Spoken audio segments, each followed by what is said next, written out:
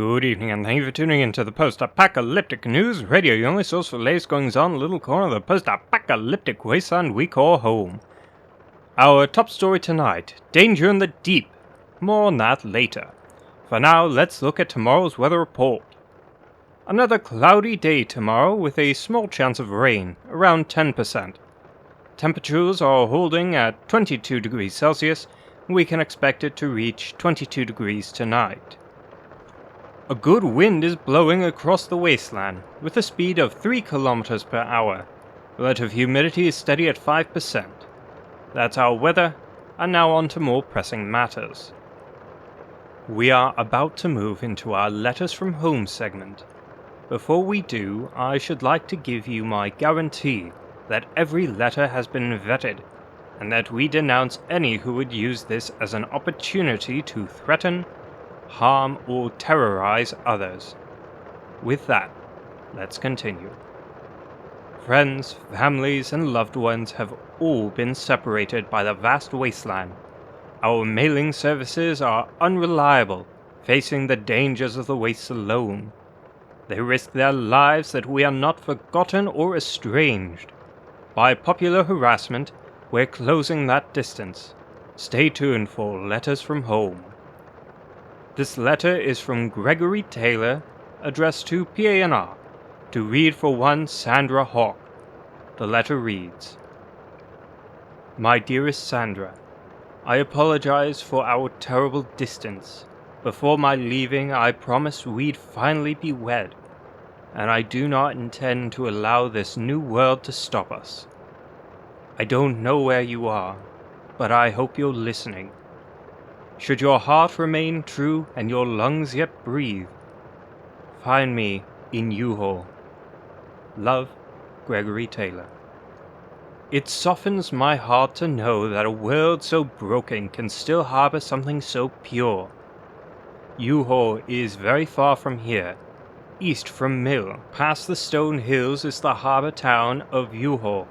In spite of being a harbor town, it is poor judgment to set across the sea to reach this place. For what terrible danger lies below may let none sail free. Moving on, it's no secret that this world is a dangerous place. People have grown desperate and taken to helping themselves to your stuff when you're least prepared. Stay ready, stay informed with the latest reported bandit movements. While the door choppers continue their rampage to the MCR border, the skivs seem to be in a much more immediate predicament. Having been surrounded at Gerald's Atoll by the FDN ships the College Fund, the Pond, and Rat 7, they may face their doom. Their battle began in the night. The skiv under cover of darkness boarded the College Fund, though they were swiftly discovered. The crew signaled the other ships and began defending the ship proper. It was a bloody battle, leaving 1 fathom from the skiv dead, and 5 severely injured. The College Fund was set alight by the remaining skiv, who used this opportunity to slip back into the sea. The Pond and Rat 7 are in pursuit. We will update you when the skiv are caught or have escaped. Until then, let's move on.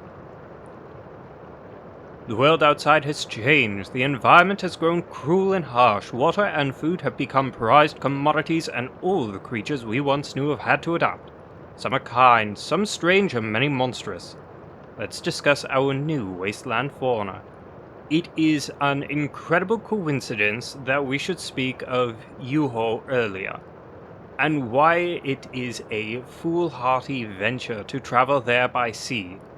For fathom and deep serpents are not the only life below the waves. Around this port town are deep waters housing terrible creatures.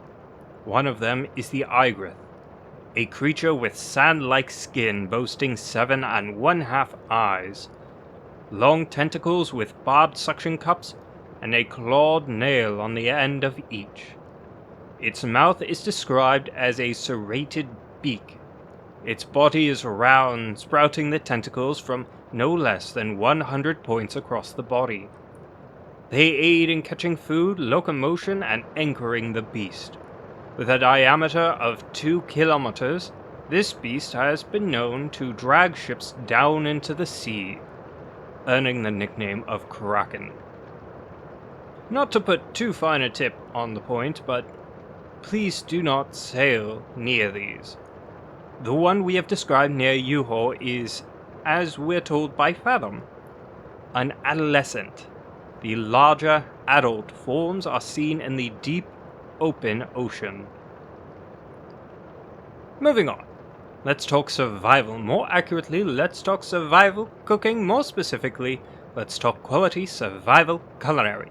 Most of us haven't had a decent meal since the world ended, living off the scraps of the world past or risking contaminated meat hunted by our new furry friends. Often bland or bitter, these meals leave us wanting. However, thanks to a kind soul traveling the wastes, I know a few things you can do to better your meals. This is going to be a rather short cooking segment, but it has come to our attention that folks out there don't boil their water. Now, you must understand, water needs to be boiled to kill microorganisms. Ideally, it also needs to be filtered to remove objects. Boiling is more complex though. Typically, water will boil at 100 degrees Celsius, but how high above the ocean you are affects this. The thinner atmosphere high in the mountains lowers the boiling point of water. In these cases, you must boil your water for an additional minute for every 305 meters you are above the ocean. This will not make your water hotter, mind you, but ideally, it will be enough to kill all microbes in your water and food. In more blatant terms, boil your water so you do not get sick. Now, I'm afraid we must give our benefactors a moment to speak with you. When we come back, our top story of the evening. Free housing available at Dan's Community. First come, first serve. Are you a nurse, doctor, or dentist? Did you lose your profession in the incident? Are distances too far to travel to help people? Come to Green Court, where construction on a new clinic is wrapping up. Help more, help fast at Green Court. And we're back at the top of the hour for our top story tonight. As you know, the Fathom are not the only life below the waves, but they are also not the only intelligent life. The Thildherd are a race of aquatic humanoids that live in deep, cold waters. Often a deep blue color with sharp scales, they live in small, isolated communities. They are a warlike race who seek glory in battle. They have no legs but fins and 3 arms. Often armed with sharpened coral or flotsam, they are not to be ignored or taken lightly. Fortunately, they cannot come to land like the Fathom can, and shallow waters are very difficult for them. So take warning, you deep-sea explorers, for they may give you a drowned grave. But with that, I'm afraid we're out of time. I should like to thank you so much for tuning in. I wish you all the very best. And if you're truly out there, good luck.